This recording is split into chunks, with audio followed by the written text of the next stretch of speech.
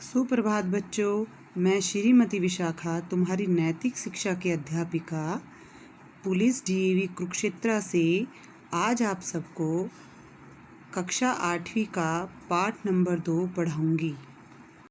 अर्थात ओम ही संपूर्ण जगत का आधार है।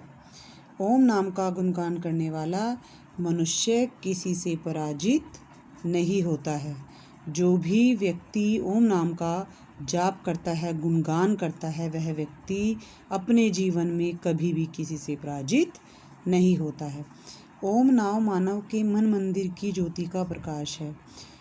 जिस मनुष्य ने ओम नाम का जप कर लिया है, अर्थात जो ओम नाम का जप करता है, उसके मन मंदिर में अर्थात उसके अंदर परमात्मा की ज्योति का प्रकाश, परमात्मा की ज्योति के ज्ञान का प्रकाश हो जाता है।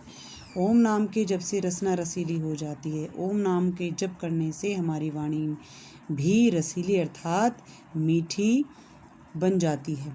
ओम नाम का जप करने से मानव विश्व के वैभव का स्वामी बन जाता है। जो व्यक्ति ओम नाम का जप करता है, वह मनुष्य विश्व में संपूर्ण वैभव अर्थात संपूर्ण संपत्ति का स्वामी बन जाता है। ओम नाम का जप करने वाला जीवन संग्राम में कभी भी निराश नहीं होता है। जो व्यक्ति ओम नाम का जप करता है, वह अपने संपूर्ण जीवन काल में कभी भी निराश नहीं होता है। ओम नाम को प्राप्त कर लेने पर ऐसी निष्ठा बन जाती है कि मानव लाख कामों को छोड़कर ओम नाम के जप में मग्न हो जाता है। जो व्यक्ति ओम नाम का जप करता है तो उसका मन ऐसा बन जाता है कि वो लाखों कामों को छोड़कर भी उसका मन करता है कि वह सिर्फ ओम नाम का जप ही करे। ईश्वर सर्वश्रेष्ठ परम सतचित आनंद और अनंत गुण संपन्न सत्ता है।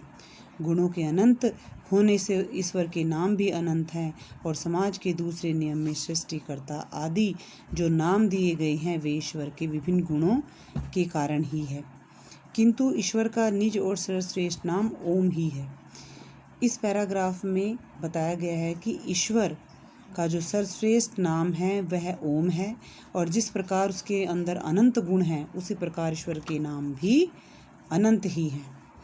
ओम नाम सबसे बड़ा, इससे बड़ा न कोई, जो इसका सुमिरन करे शुद्ध आत्मा होए। जो व्यक्ति ओम नाम सबसे बड़ा, कवि कहता है कि ओम नाम सबसे बड़ा है और इससे बड़ा कोई भी नाम नहीं है। और जो व्यक्ति इसका सुमिरन करते हैं, उसकी आत्मा शुद्ध हो जाती है। ईश्वर ने सृष्टि को उत्पन्न किया है, वही इसका पालन करता है और अंत में वही इसे समेट लेता है। ओम के अ, उ, मैं ये 3 अक्षर हैं सृष्टि के इसी आदि, मध्य और अंत के घोता। ओके बच्चों, पठन पाठन शुरू करते हैं। पाठ 2, ईश्वर का सर्वश्रेष्ठ नाम। जैसा कि हमें इसके शीर्षक से ही पता लग रहा है कि इसमें ईश्वर के सर्वश्रेष्ठ नाम अर्थात जो भगवान का निज नाम है अर्थात ओम की व्याख्या की गई है। क्योंकि हम सब ने अपनी प्रीवियस क्लासेस में पढ़ा है कि ईश्वर का सर्वश्रेष्ठ नाम ओम है। ओम की व्याख्या, इसलिए इस पूरे चैप्टर में ओम की व्याख्या की गई है। ओम की महिमा का गुणगान किया गया है कि इसको करने से हमें क्या क्या लाभ मिल सकते हैं। उस परमात्मा की महिमा का गुणगान करने से हमें क्या क्या फ़ायदा होता है हमारी ज़िंदगी में, उसकी व्याख्या की गई है। ओम नाम भगवान का सर्वानंद निधान, सब नामों में श्रेष्ठ है, करते वेद बखान। वेदों ने अर्थात वेदों में व्याख्या की गई है कि ओम ही संपूर्ण संसार में सर्वश्रेष्ठ नाम है। ओम नाम के जप से मनुष्य धर्म, अर्थ, काम और मोक्ष आदि सुखों का स्वामी बन जाता है। अर्थात जो व्यक्ति ओम नाम का जप करता है, वह मनुष्य धर्म में, अर्थ में, काम में और मोक्ष, क्योंकि संसार में 4 चीज़ें हैं, धर्म, अर्थ, काम और मोक्ष। अगर किसी मनुष्य के चारों चीज़ें मिल जाएं तो वह ब्रह्मानंद को प्राप्त कर लेता है। तो इसलिए जो ओम नाम की व्याख्या करता है, जो ओम नाम की महिमा का गुणगान करता है, उसको ये चारों चीज़ें प्राप्त हो जाती है और संपूर्ण सुखों का स्वामी बन जाता है। वाणी में पवित्रता आती है।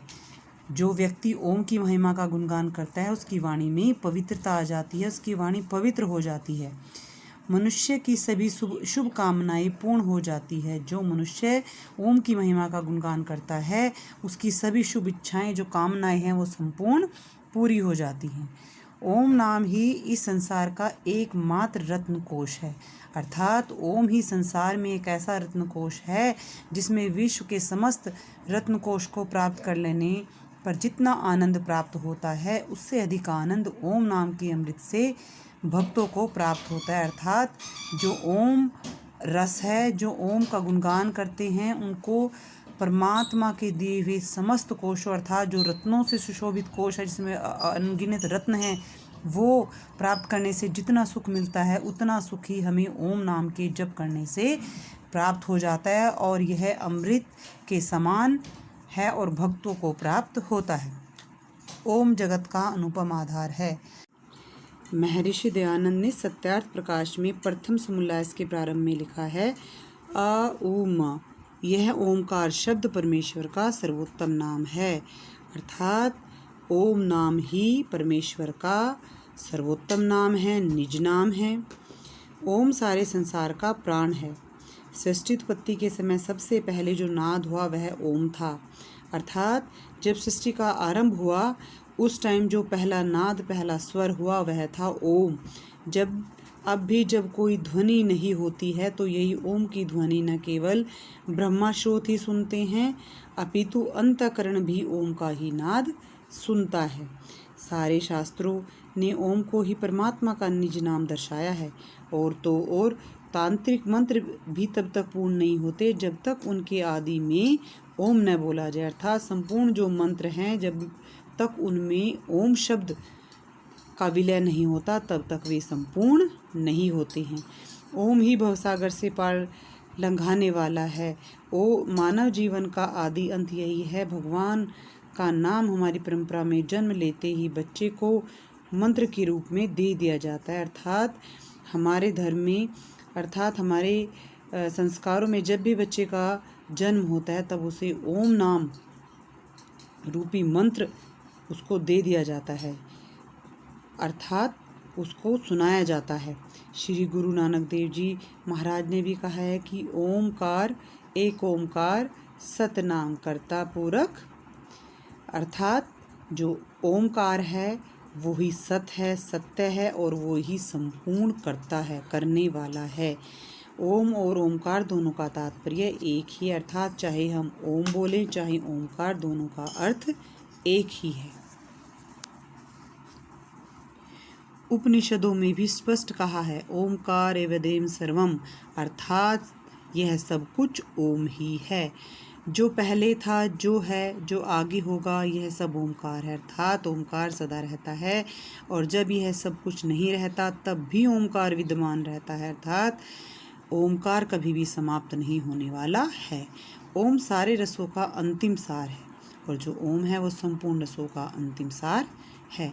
जो उपासक सर्वव्यापी परमेश्वर का ओम के द्वारा ध्यान करे वह ब्रह्मा को पाता है। जो व्यक्ति ओम का जाप करता है, ओम का ध्यान करता है, वही ब्रह्मा को प्राप्त कर लेता है। निश्चित रूप से ओम का मानसिक जप हृदय में ज्योति प्रकट करता है, परंतु यह होठ या कंठ से नहीं, हृदय से हो।